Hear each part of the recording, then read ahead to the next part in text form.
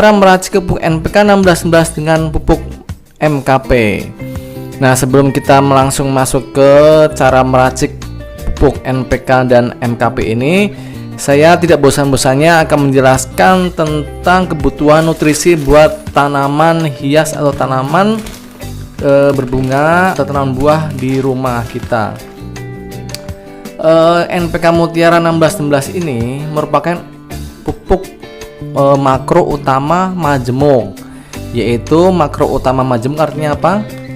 Makro artinya yaitu unsur dari utama atau wajib yang diberikan oleh tanaman agar tanaman itu bisa hidup dengan subur. Nah, unsur makro atau utama itu apa? Yaitu ini dia, NPK. N kepanjangan dari nitrogen, P-nya fosfat, dan K-nya kalium. Nah, masing-masing unsur ini, masing-masing unsur nutrisi ini besar jumlahnya adalah 16%, 16%, dan 16%. Semua ini mengandung 3 unsur hara zat utama yang setara atau sepadan. Nah, besarnya ini ya. Ini NPK 1611 ini diberikan pada saat tanaman umur kira-kira 2 bulan ke atas ya. 2 bulan setelah tanam bisa diberikan pupuk NPK 1616 ini. Untuk takarannya, untuk normal biasanya saya berikan untuk 3 liter air, dan NPK 1611 nya 1 sendok makan. Itu dilarutkan, kemudian diberikan 2 minggu sekali untuk tanaman dewasa atau tanaman pada masa tanaman udah tumbuh besar ya. Jadi 2 bulan ke atas setelah tanam itu bisa diberikan NPK 1611 2 minggu sekali dengan NPK cair yang saya sebutkan tadi ya, dosisnya. Nah, lalu bagaimana cara pemupukan untuk digabung dengan pupuk MKP ini? Saya akan terangkan untuk pupuk MKP nya ya. Tadi kan NPK udah saya jelaskan, NPK Mutiara 1616 ini udah saya jelaskan. Sekarang ke MKP.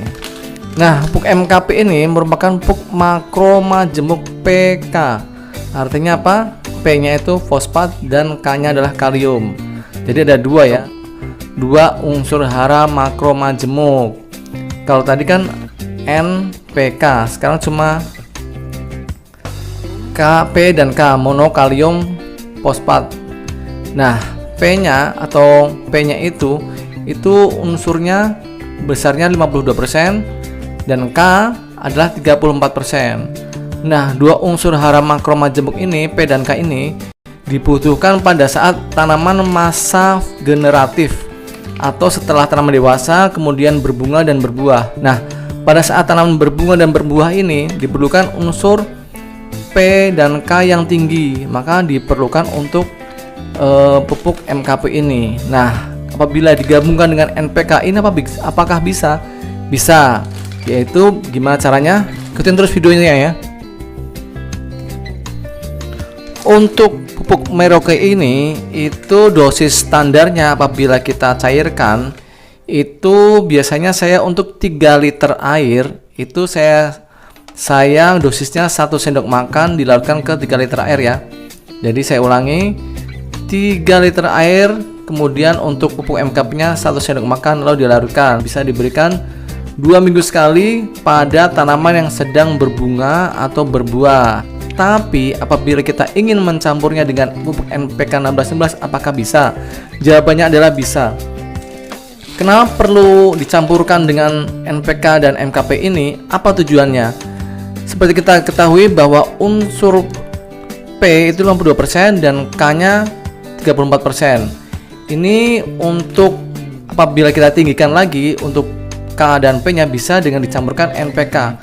Karena untuk P dan K-nya itu 16%, kita tinggikan lagi digabung dengan unsur yang P dan K yang ini. Jadi 52% misalkan untuk P-nya ditambah dengan 16% dari P dari Mutiara. Begitu juga K-nya 16% ditambahkan dengan K yang dari MKP yaitu 34%. Dengan harapan untuk hasil buah maka lebih besar dan hasil untuk tanaman yang sedang berbunga itu bunganya akan lebih besar dan lebih semarak lagi, lebih banyak. Seperti itu ya. Jadi nanti kita akan mencampurnya. Lalu bagaimana caranya? Nah, ini dia. Nah, ini saya geser. Ini adalah air biasa yang saya sudah siapkan sebanyak 5 liter. 5 liter air. Kemudian kita larutkan NPK 1616-nya seberapa banyak? Karena ini adalah unsur atau teknik mencampur, maka saya berikan untuk pupuk NPK 1616-nya cuma setengah sendok ya. Ini lihat, setengah sendok makan. Nah, kita masukkan. Lalu MKP-nya berapa? MKP-nya ini saya akan berikan 1 sendok makan. Nah, ini dia 1 sendok makan, kita masukkan. Kemudian kita aduk sampai larut. Ingat ya, kita harus memastikan pupuk ini bisa tercampur dengan air, dengan larut, sampai tidak ada endapan pupuk di bawahnya. Ini kita bisa berikan nanti 2 minggu sekali pada tanaman yang sedang berbunga. Kebetulan tanaman bunga kenop saya sedang berbunga. Saya akan menyiramnya dengan pupuk ini. Selain dengan pupuk organik ya, udah saya sharing tentang pemupukan organik itu 4 hari sekali, lalu bisa seminggu sekali disemprotkan dengan Gandasil B. Gandasil B cara penyemprotannya itu udah ada di video saya yang lain, teman-teman bisa cek ya di playlistnya. Itu untuk tanaman yang sedang berbunga bisa disemprotkan dengan Gandasil B. Nah, itulah 3 teknik pemupukan yang bisa disemprotkan pada tanaman yang sedang berbunga atau berbuah. Pertama dengan pupuk organik, kedua dengan pupuk NPK 1616 dan MKP ini, dan yang ketiga adalah penyemprotan Gandasil B seminggu sekali. Oke ya, ini sudah larut. Nah, udah tidak ada endapannya. Sekarang kita siram ya ke tanaman bunga kenopnya. Oke. Nah, ini dia guys bunga kenop saya. Sekarang kita akan siram ya dengan pupuk NPK dan MKP-nya. Yuk.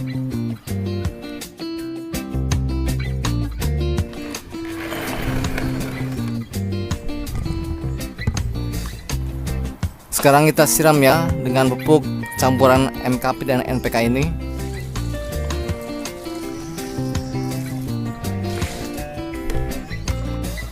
Kita siram airnya sampai keluar dari lubang drainasenya guys.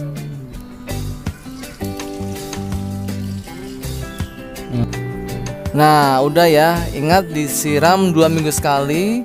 Lalu bunga-bunga yang mati ini kalau udah mengering bisa dipotong ya, biar lebih semarak lagi bunganya, keluarnya lebih banyak lagi. Oke guys, udah ya guys, gitu aja. Jangan lupa subscribe dan tekan tombol loncengnya.